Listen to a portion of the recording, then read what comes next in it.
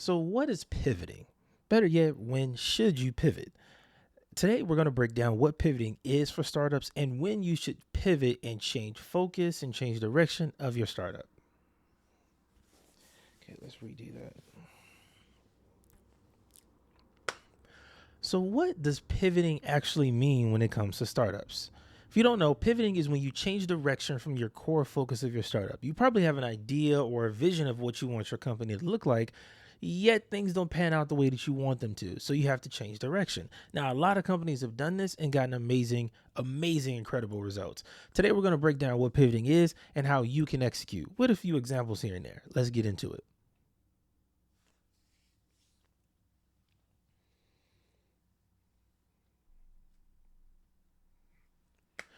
What's up, people?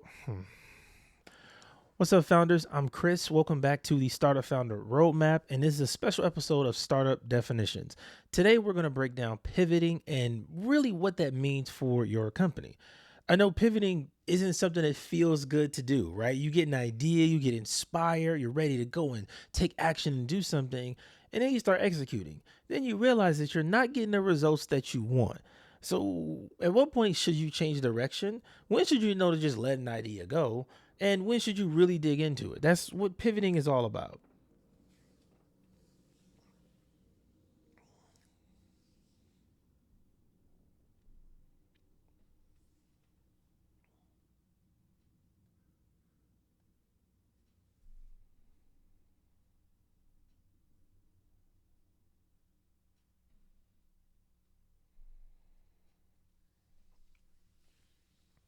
So the first great example of pivoting is actually Slack. You know, Slack is one of those few billion-dollar companies that we have right now. And they didn't start off as Slack as just a communication platform.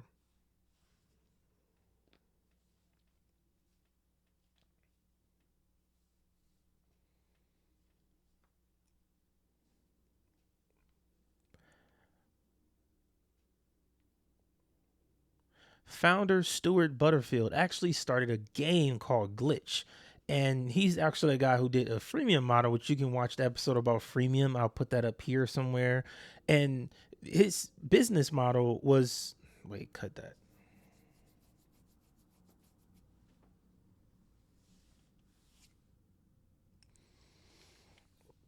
And from the wait, now the product that this guy Butterfield created is such a funny name. I'm sorry, I'm not ragging on you now. I'm not bagging on you, but Butterfield is such a good name. It's a good name. They created a game called Glitch, and the communication aspect was a part of this game. But they realized the game didn't work, people didn't like it or whatever it was, and then they shut that down. But they kept the actual communication part, which became Slack. But that's not really why it took off.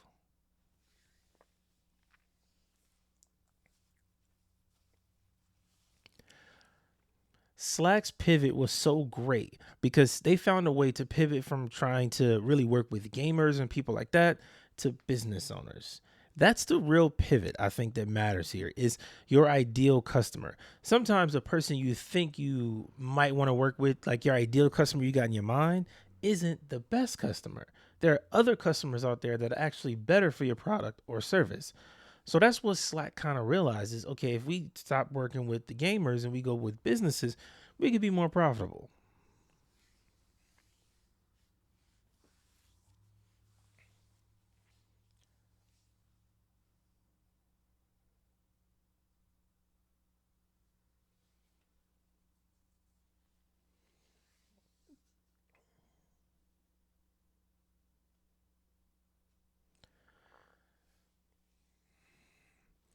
So Slack used a freemium model to bring a lot of their customers in. They had about 120,000 active users in 2014.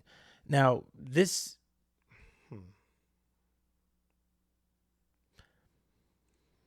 and 38,000 paying customers.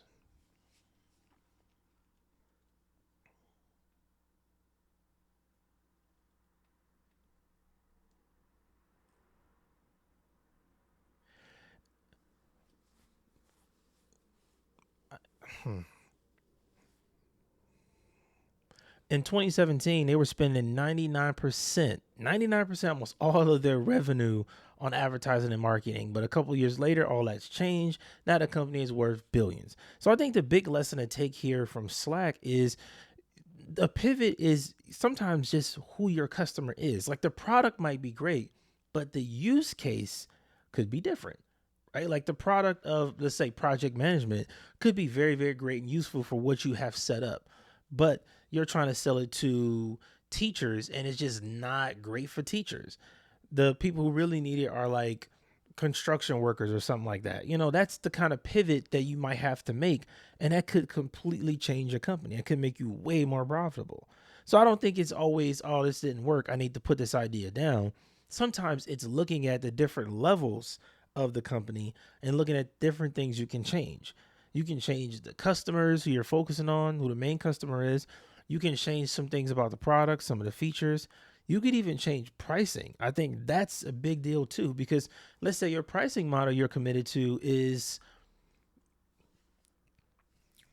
let's say that Slack in the beginning had a pricing model of charging every user that signed up.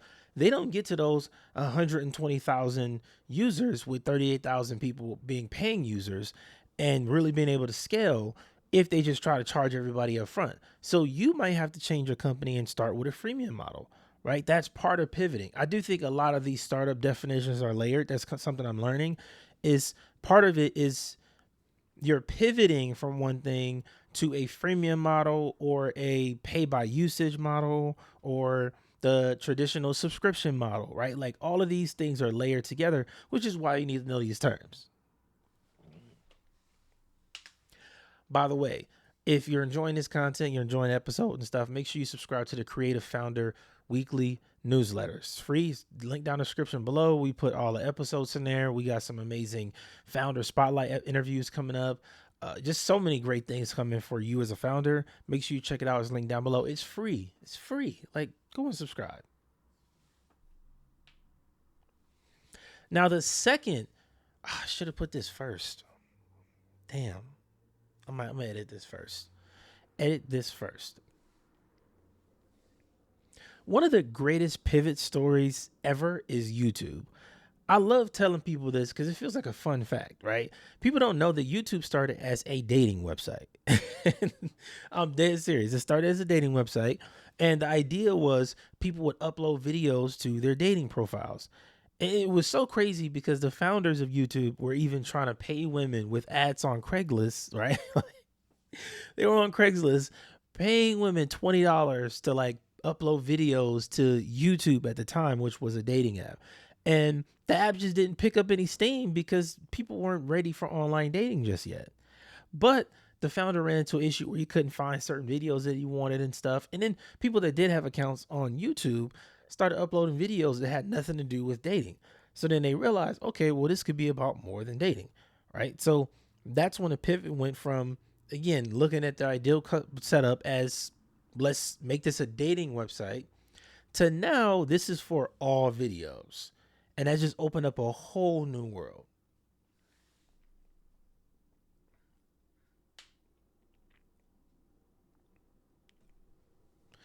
And as you know, YouTube got bought by Google in 2006 for like 1.6 billion or something like that.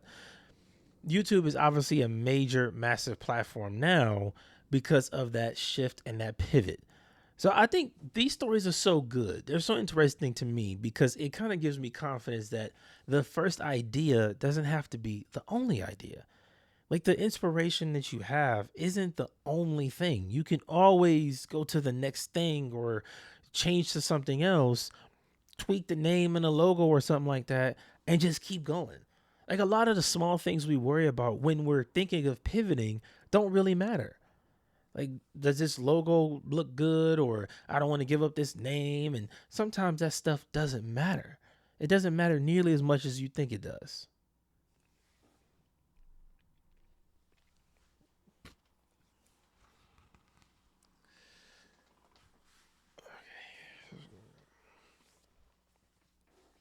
All right, so let's talk about, wait.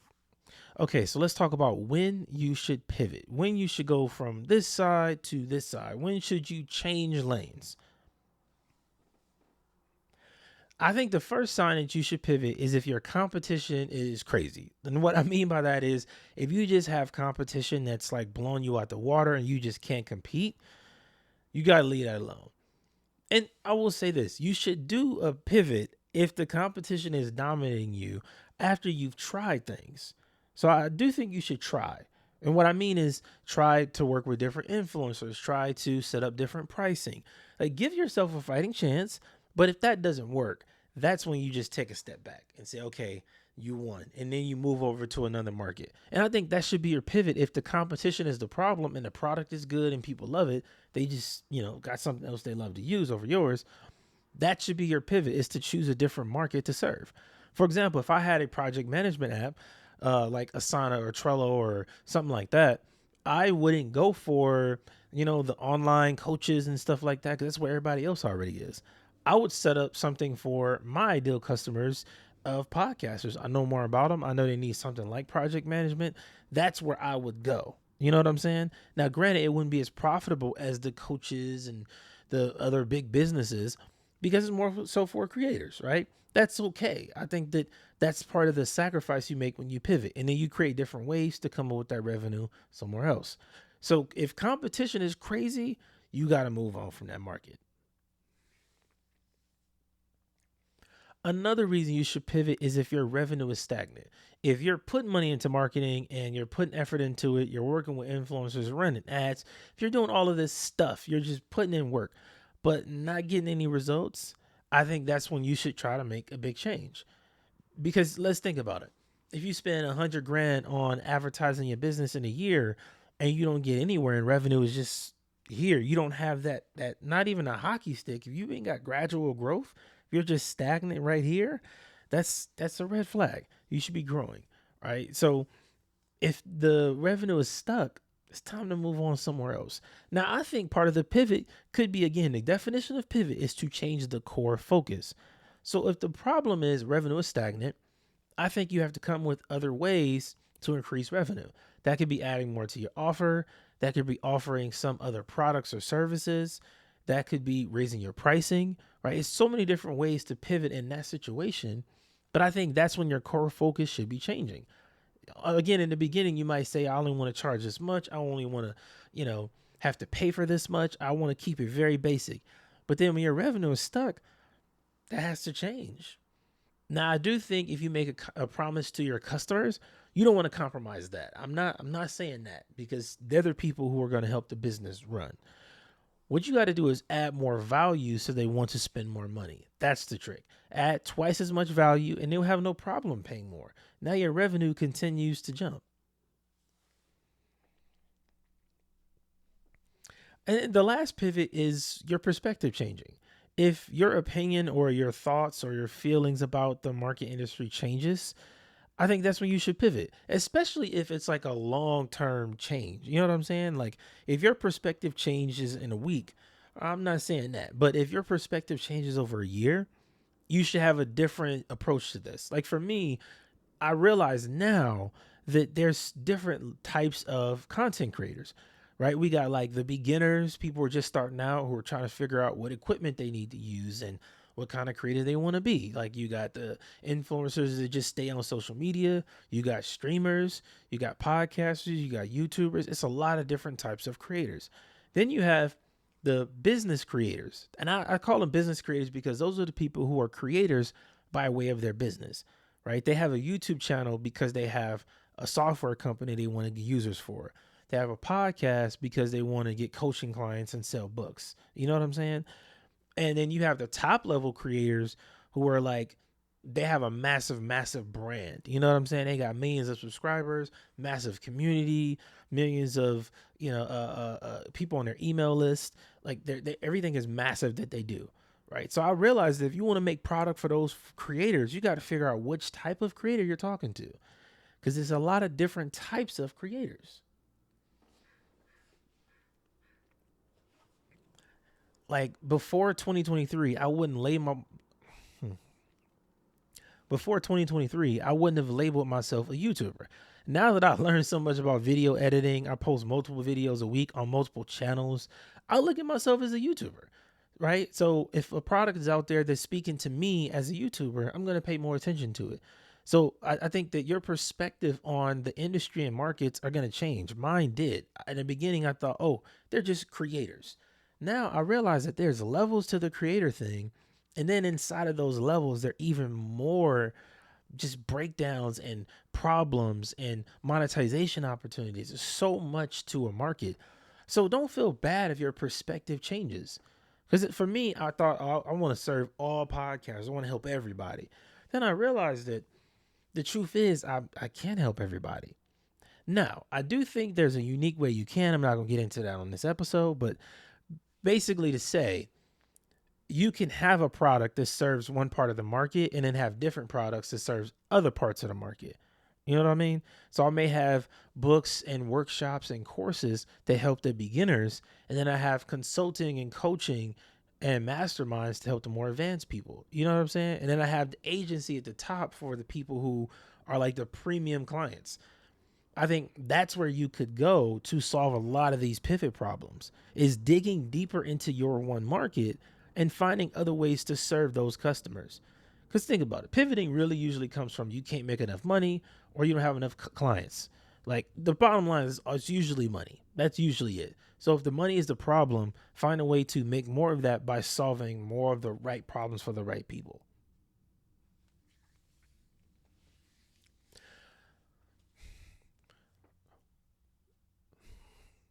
So I think everybody should be thinking about when they're going to pivot, how they're going to pivot, if things come up, right? Be prepared for this kind of thing because it's not going to be perfect. Your journey as a founder is not going to be perfect. There's no ideal journey. Like there's no perfect process. Even if you think somebody's process was perfect, it was not. I guarantee it.